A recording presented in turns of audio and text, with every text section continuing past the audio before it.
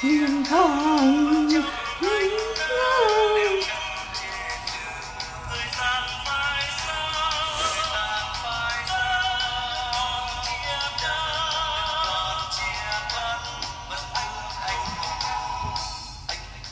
Nghe này.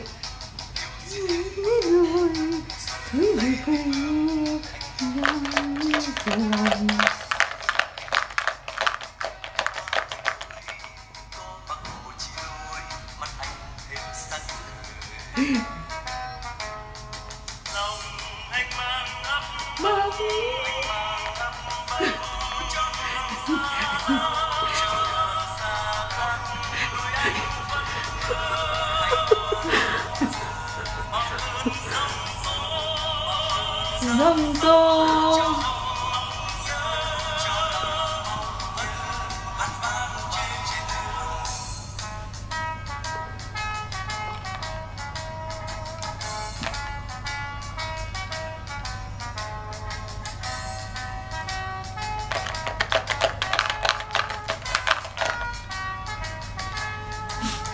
anh vẫn hành quân trên đường dịch.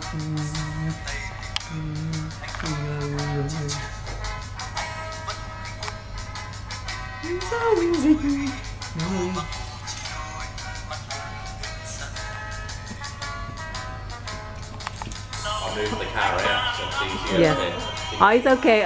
They can just. Okay, bye bye.